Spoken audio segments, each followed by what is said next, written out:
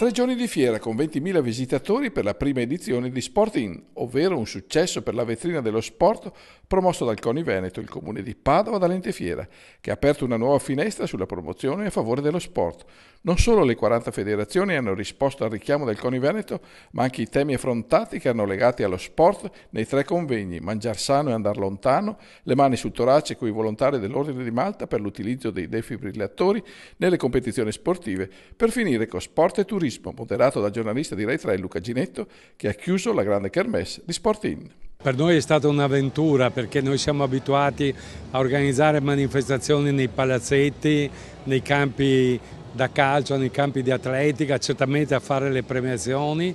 ma abbiamo detto: ma perché non usciamo e facciamo vedere quanto bello che è lo sport nel suo complesso.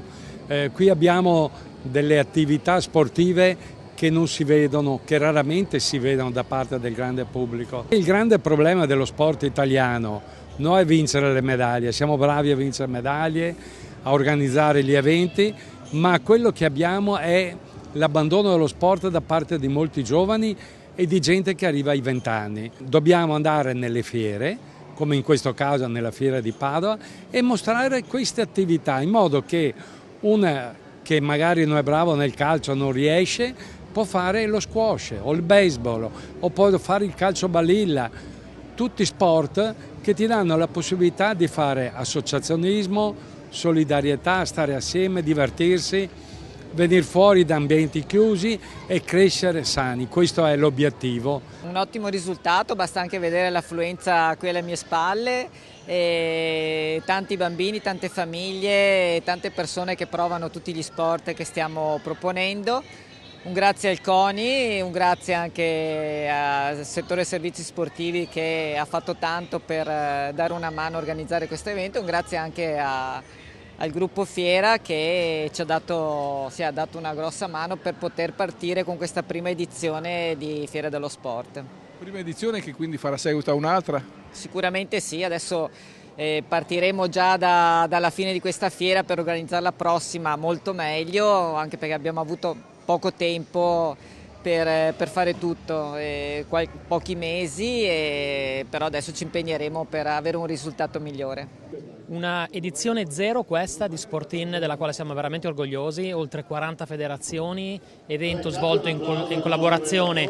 con l'assessorato allo sport, il CONI e tutte queste federazioni che hanno voluto sposare questa nostra iniziativa. È un'edizione che abbiamo creato insieme con il territorio, quindi siamo veramente orgogliosi di questa affluenza e queste migliaia già di prima mattina di partecipanti alla fiera. Presupposto per lavorare di più con il CONI regionale Veneto? Presupposto per lavorare molto di più col CONI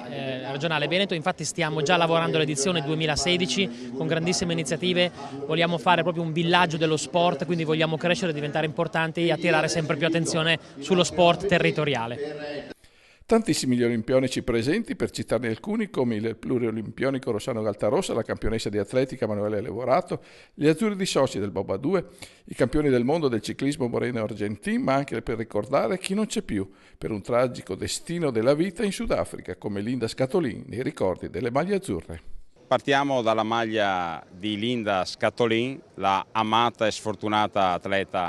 triatleta che in questi giorni purtroppo ci ha lasciati, ma è presente in questa manifestazione proprio con noi durante la mostra della maglia azzurra con la sua maglia. Ecco, questa è la maglia di Linda e sarà sempre esposta e sempre nei nostri cuori. A Sport In anche i giovani azzurri del Bob e gli olimpionici dell'oro di Grenoble del 68. Praticamente Eugenio aveva vinto 11 medaglie d'oro ai mondiali, però non era mai riuscito a vincere le Olimpiadi e nel 68 evidentemente è riuscito a colmare questa lacuna vincendo 2 medaglie d'oro, una nel 2 e una nel 4. Praticamente Eugenio era una grande persona che ti faceva sentire importante in tutte le sue giornate, in tutte le sue necessità. Per lui eri la persona più importante e evidentemente nella sua carriera è riuscito a vincere tutto. Un'edizione sperimentale, ma vincente perché ha aperto nuove frontiere nella promozione dello sport con tantissimi giovani impegnati nelle varie discipline, come i podisti nel tracciato predisposto all'interno della fiera, ma anche la box, il golf e l'equitazione, così come per i giochi da tavolo con la dama, gli scacchi o il calcetto, per qualche mini appassionato per citarne alcuni, che per una domenica si sono alternati anche ai simulatori per guidare in modo più sicuro, il tutto nel variopinto colore dello sport.